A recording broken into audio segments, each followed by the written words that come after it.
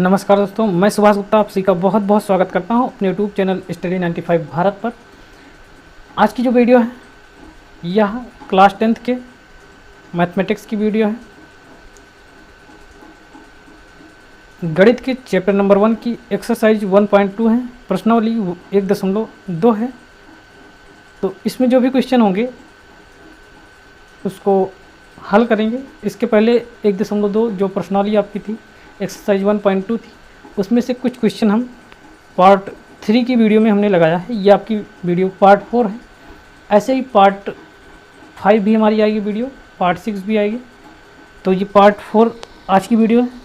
चलिए क्वेश्चन को हल करते हैं। जो आपका क्वेश्चन है, चलिए क्वेश्चन को हल करते हैं। तो आपका क्वेश्चन है ये तीसरा कि अभाज्य गुणनखंड विधि द्वारा निम्नलिखित पूर्णांकों के एचसीएफ और एलसीएम ज्ञात कीजिए। अभाज्य गुणनखंड विधि आपको लगाना है, जो भी इसके फैक्टर हैं वह अभाज्य हों, और उससे आपके एचसीएफ भी ज्ञात करना है और एलसीएम भी ज्ञात करना है। सभी का जो गुणनखंड है हम डायरेक्टली करते हैं। आप चाहें तो भाग करके इनका गुणनखंड कर सकते हैं। जो आप क्वेश्चन नंबर फर्स्ट है इसको सबसे पहले हल करते हैं।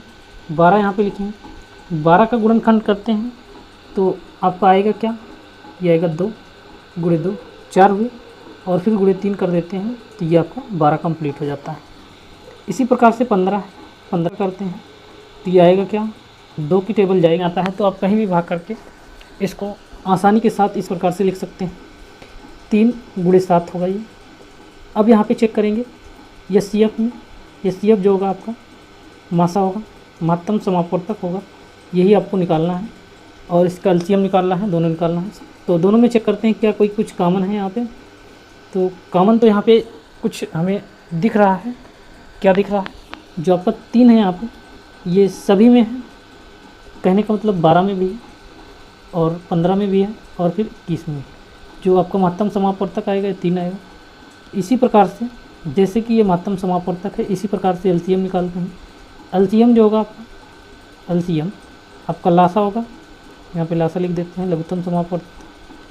ये बराबर किसके होगा, जो संख्याएं आपकी होंगी कॉमन उसको लिखेंगे, प्लस जो नहीं कॉमन होंगी उनको गुणा कर लेंगे।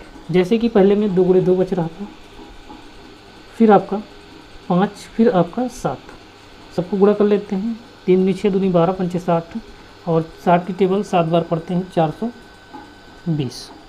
जो 420 आएगा ये आपका एलसीएम हो जाएगा लासा, और जो मासा आएगा ये आपका 3 आएगा, यही आपका आंसर होगा। इसी प्रकार से अब दूसरा क्वेश्चन लगाते हैं। जो दूसरा क्वेश्चन है ये क्या है, इसमें भी वही काम करना है। 17 23 और 29 सभी जो हैं ये अभाज्य संख्याएं हैं, तो इनका जो गुणनखंड होगा केवल और केवल वही संख्या होंगी, या तो फिर इसका गुणनखंड 1 होगा। अब सबसे पहले 17 की बात करते हैं। दूसरा क्वेश्चन ये आपका 17 जो है ये 17 गुणे 1 होगा इसका गुणनखंड। फिर अगला 23 गुणे 1 होगा। फिर उसके बाद 29 गुणे 1 होगा। अब यहाँ पे निकालेंगे एचसीएफ कहने का मतलब महत्तम समापवर्त या फिर मासा। ये बराबर क्या है सभी में, एक जो है ये आपका बराबर है, एक आपका एचसीएफ आ जाएगा। इसी हिसाब से एलसीएम कहने का मतलब लासा, जो लासा आएगा ये क्या होगा, लघुत्तम समापवर्तक। तो लघुत्तम जो समापवर्तक होगा इस सभी में एक तो मिला ही है। अब बचा क्या है, 17 गुणे 23 गुणे 29 गुणे 1, इन सभी का गुणा कर लेते हैं तो ये आपका आ जाएगा 11,339। ये आपका आंसर हो जाएगा, एलसीएम और एचसीएफ दोनों। अब इसी प्रकार से तीसरा क्वेश्चन करते हैं। जो तीसरा क्वेश्चन है ये क्या है, तीसरा क्वेश्चन देख लेते हैं। 8 है, 8 के बराबर लिखेंगे 2 गुणे 2 गुणे 2 3 बार। इसी प्रकार 9 है तो 9 में 3 गुणे 3 हो जाएगा। 25 में आपका 5 गुणे 5 हो जाएगा। अब का क्या करना है, हमें मासा निकालना है, एचसीएफ निकालना है। जो एचसीएफ है ये क्या है, तो जो संख्या आपकी कॉमन होगी वही लिखेंगे। यहाँ पे कुछ आपको कॉमन दिख रहा है, नहीं दिख रहा है, इसका मतलब जो मासा होगा यहाँ पे जो एचसीएफ होगा वह 1 होगा, क्योंकि 1 हम सब में गुणनखंड के रूप में लिख सकते हैं। अब इसी प्रकार से जो एलसीएम होगा ये क्या आएगा, लासा जो होगा ये क्या आएगा, तो इसको गुणा कर लेते हैं सबको। तो क्या था, 2 गुणे 2 गुणे 2 पहला, गुणे 1 ये भी लिख लेते हैं, फिर गुणे 3 गुणे 3, फिर गुणे 5 गुणे 5, ये इतना होगा। 2 दूनी 4 दूनी 8, 8 आ जाएगा, 3 त्रिक का 9, और फिर 25, 25 अट्ठे 200 होता है, और फिर 9, 2 9 1800, 1800 ये क्या होगा, इसका एलसीएम होगा, इसका लासा होगा।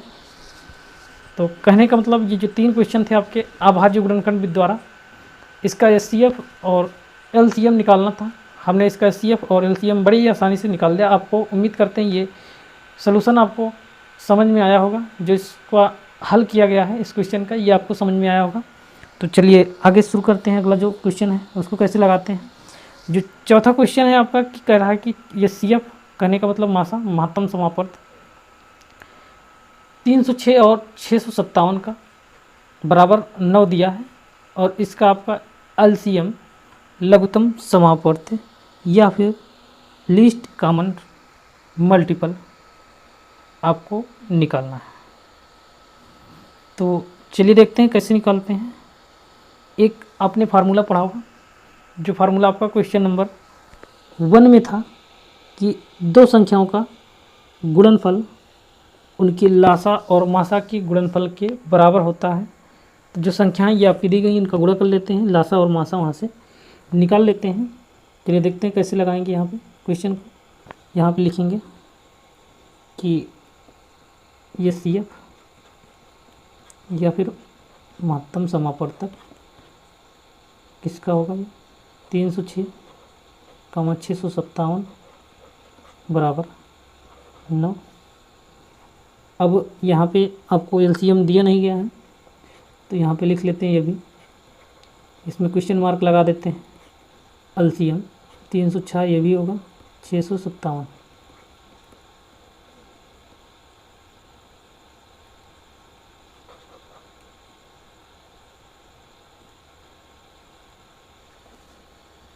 आगे देखते हैं अब क्या होगा। हम जानते हैं कि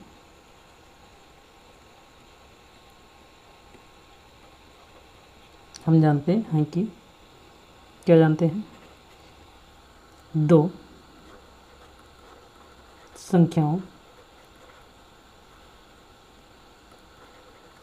का गुणनफल बराबर उनका एलसीएम गुणे उनका एचसीएफ, उनका लासा गुणे उनका मासा, ये होता है। अब इसमें हमें 3 चीज़ें पता है, चौथी हमें निकालना है। जैसे कि दोनों संख्याओं का गुणनफल, तो यहाँ पे 306 लिखेंगे गुणे 657 बराबर लासा आपको निकालना है, तो इसको ऐसे लिख देते हैं, लासा गुणे मासा आपका दिया गया है, मासा जो है ये 9 है। अब यहाँ पे लासा बराबर लिखते हैं, लासा के गुणे में 9 है, 9 इधर आएगा तो ये भाग हो जाएगा, तो यहाँ पे 306 गुणे 657 बटे 9, 9 से भाग कर देते हैं। 9 से भाग करेंगे तो आएगा क्या आपका, 657 में भाग करते हैं, 9 7 63 और 2 बचा 9 त्रिक 27, 73, 306 गुणे 73। अब 73 से 306 को गुणा करते हैं तो ये आपका आएगा कितना, 23,338 आएगा, जो इसका लासा होगा, जो इसका लघुत्तम समापवर्तक होगा, और जो इसका एलसीएम होगा। तो ये थी आज की वीडियो। फिर जो अगला क्वेश्चन है अगली वीडियो में लेकर मिलेंगे। तो उम्मीद करते हैं